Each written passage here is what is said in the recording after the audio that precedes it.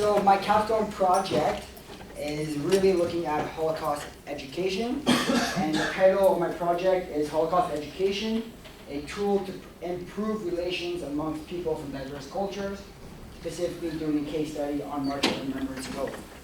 So let's just get started. So today what I'm going to attempt to do in the short period of time is take you kind of what my project was all about. So I'm going to start with a quick little introduction. We're going to go over a couple of definitions, the methodology that I went through to do this project, and basically my project is in two big parts: a literature review and a case study. So I'll take you through that, and then finally my conclusions. So before we start, a little bit of an introduction. Why Holocaust education for my project? I moved to Montreal in 2011 to wrestle with the Concordia University wrestling team. And as I moved here, I was introduced to this gentleman here, George Reinitz. He is a Hungarian Jew that was sent to Auschwitz and was liberated in Auschwitz. George Reinitz is the individual that sponsors our wrestling club. So right away when I moved to Montreal, I'm very close with him. Our wrestling club is based in the YMHA, which is a Jewish organization, community center. And while I was there, I met these two individuals here, Wolf Brunet and Henia Brunet. They are both Polish Jews that also survived the Holocaust. Wolf was sent to Siberia to work in a work camp, and Henia was also at Auschwitz. In Auschwitz, Wolf's sister said, "If we ever survive this, I'll hook you up with my sister." And they were married for 73 years. And unfortunately, in July, at the age of 94, Henia passed away. But at the age of 95, Wolf is still very active, and George Reinitz, at the age of 87, is still very active as well. While in my undergrad in history, I went on a trip called March of Remembrance and Hope in 2014. And this trip takes university students from all across Canada, and we go on a trip to Germany and Poland to learn about the Holocaust. On my trip, I had a very profound effect, and when I returned, three things really happened. First, it reignited my interest in the Holocaust, because after a while of talking and hearing about it, I kind of got dull to it. And secondly, it reinforced my decision to become an educator. So this trip really kicked off why I joined this program and why I'm now a teacher. And third of all, when I came back, I made this interactive timeline that explains why I went on the trip, the effect it had on me, and I basically go on a day-to-day experience of the trip.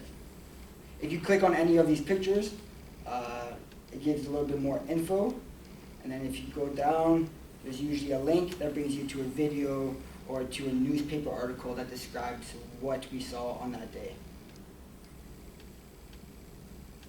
Fast forward to 2018, and I apply for this program, MATL, and I get introduced to the Capstone Project pretty early. And I right away wanted to do something about Holocaust education. I eventually figured out, and my guiding question for my for my Capstone Project is the following: how can Holocaust education lead to promote better relations and tolerance amongst people of diverse culture? So not really the if, but really the how. How do educators lead their students to achieve this possible goal, if it is possible? A couple of definitions before we get started. In my paper, I defined these two definitions here. So we'll start with the Holocaust. I got this definition from Merriam-Webster. And this definition explains the Holocaust as the mass slaughter of European civilians, and especially Jews, by the Nazis during World War II. In my capstone, I kind of attacked this definition for several different reasons. One, it doesn't explain how many people actually died. Two, it doesn't really give the scope of who these people were. Yes, it does say civilians, especially Jews. It's very broad. I mentioned that whenever discussing the Holocaust, you should always include the Roma Sinti, homosexuals, handicapped, and political prisoners. That way, when you discuss the Holocaust, your students can hopefully acknowledge that hatred isn't never targeted to one specific group, but it is usually a surrounding group. Second definition I want to look at before we get started is Holocaust education.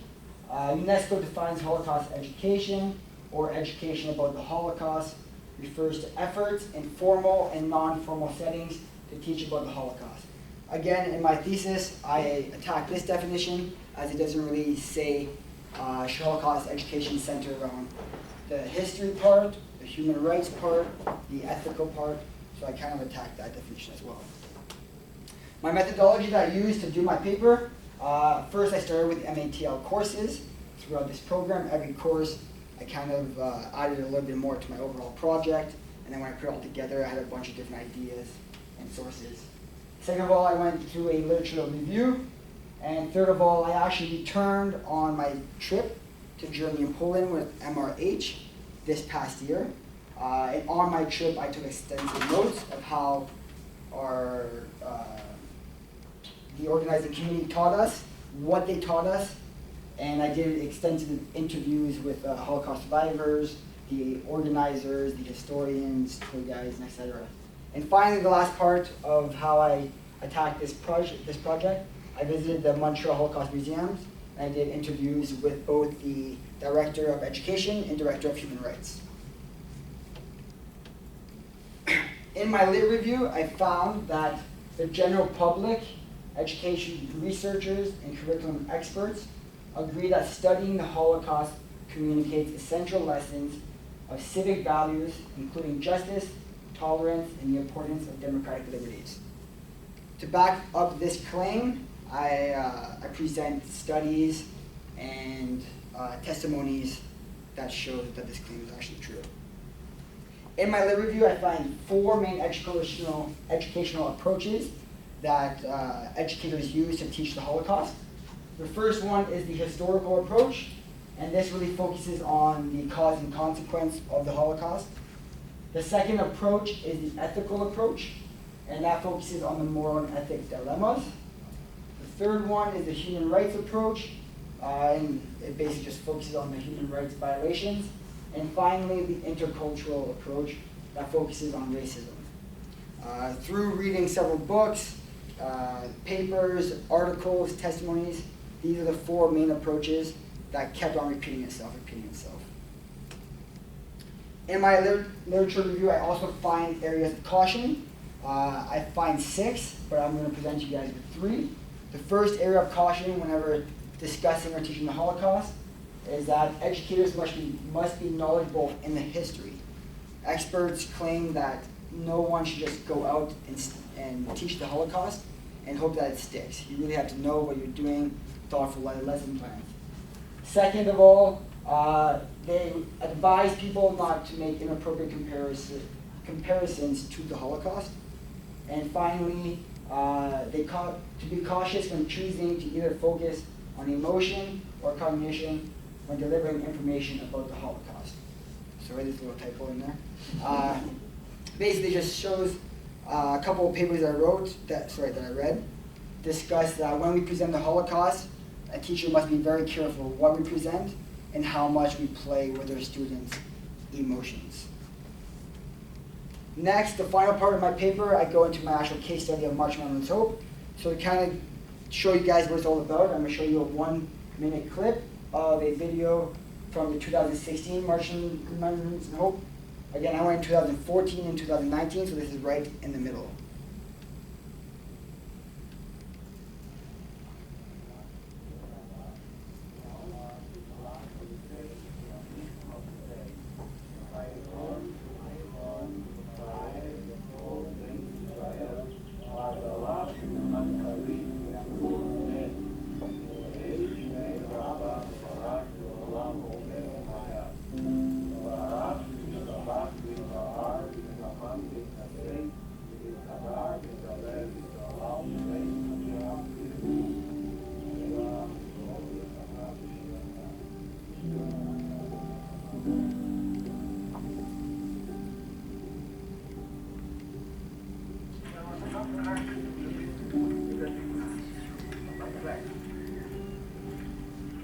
We didn't know where we were going, but we knew we were going to Europe and heading in that direction.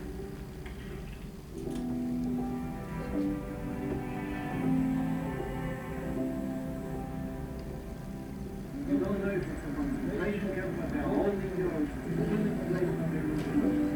No idea. your family. You're trying to keep it still alive. Close to you, your life. And now you don't know when you will see it. You're going to battle for the mountain you live. And everybody is saying, looking at each other, what are they going to do with us next? So that's essentially a large part of our trip was we would walk around different walking times, walking tours, usually led by a historian or a Holocaust survivor, and we're learning that way. Welcome to those of you guys that just entered. So basically what the MRH is, March of Remembrance and Hope, there's 3 parts. The first part is a pre-educational program in which applicants must complete before we go on the trip. This includes reading a book and 5 online modules and 2 online video Skypes with the whole group. Then we meet in Toronto, and we have 2 days of orientation about what the trip is about, what the goals are, and finally we go to Germany and Poland.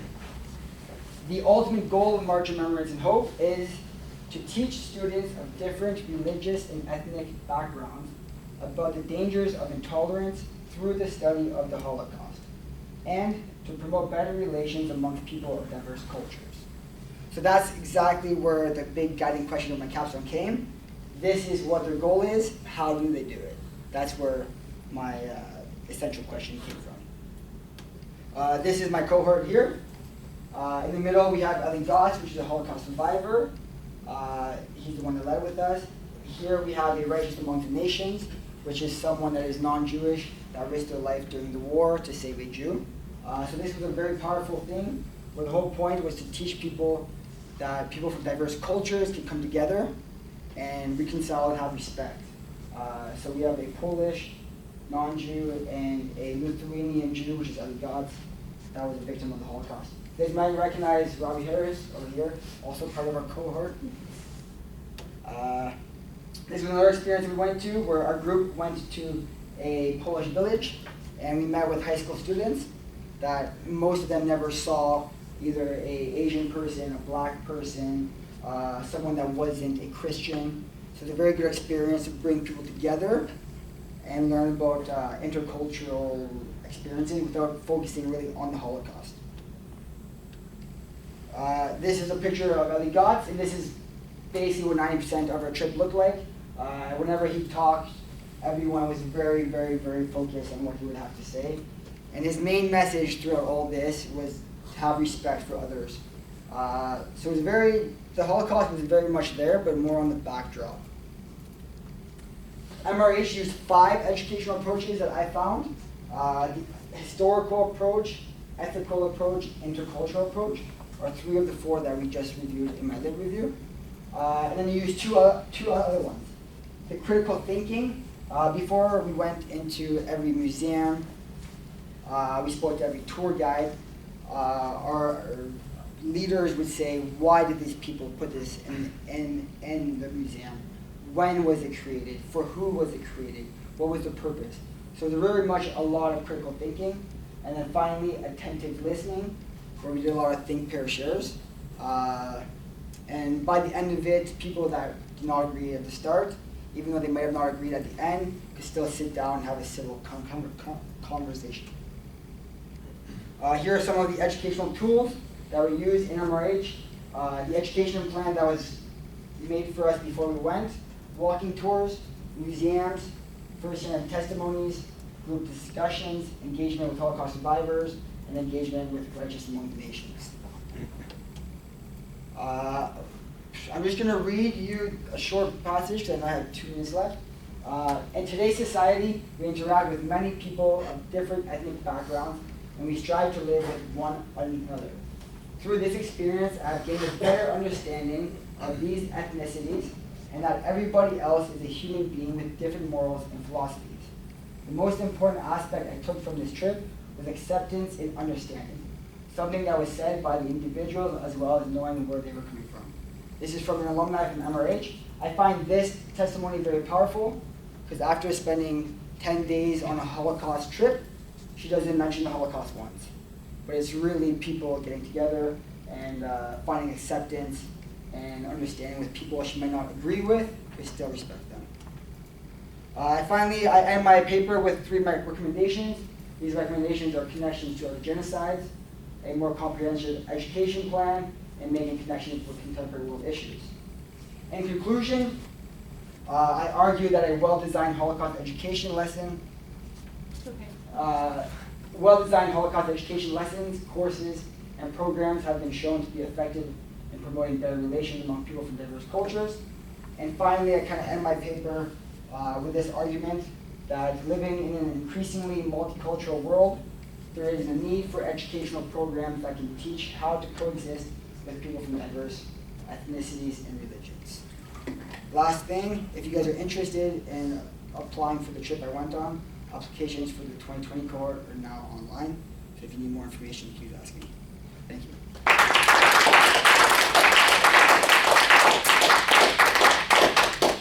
Thank you very much. We have time for questions. I have a question. Yeah. So obviously, like you focused on the trip itself. If you were giving recommendations for a teacher to like take this into the classroom, what would you suggest for them? Yeah, so before we actually went on our trip, our organizers made us do a think, pair, share. And it was like, okay, for 2 minutes, the one person just talks, and the other person just listens.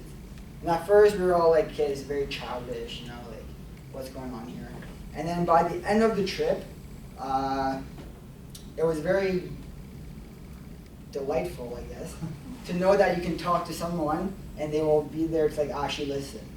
And then when we came back, a lot of our participants mentioned that when they're talking to their friends, they always cut them off. They're not actually engaging in the conversation. So again, that's a tool that in the Holocaust program, they really focused on in order to promote dialogue and engagement with people that might see differently than you. So yeah, just a simple think, pair, share was a good thing. Critical thinking is also a very big thing that they focused on. So the historical thinking. Thank you. Thank you for the presentation. I was just wondering to what extent you think that the trip and the program, the pedagogical sort of mandate, was confirming values that people have or society has in a larger sense. Is it confirming them, or is it teaching new ones, or is it maybe a mix of both? Good question. I would say it's confirming them, where I don't think anyone like went in there not wanting to respect different people, not wanting to work with other people. But it's different when you have an ideology and then when you go into practice and want to interact with different people. So I think it just reconfirmed it and made them practice that.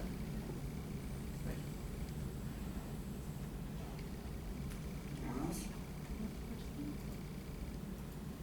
I have a question Yes. about using this for your capstone project. As you researched and looked into it in a different way, I guess, than you had when you were experiencing it, what did you learn that was new from doing that, from using this as your capstone project? Or Like what my applications? second time around? Or No, using this as the capstone project rather than just being on the experience. What did you learn by having to reflect on this and present it as a project? The second time I went, I found that I remembered a lot more, like the second time around, because I was actually taking notes and engaging with what they were saying. And with all the MATL courses in education, while I was on the trip, I was like, oh, that's bad, like they shouldn't do this. Or this is good, they should keep on doing this, but they only did it once. So I saw more of like a teacher's lens going into it.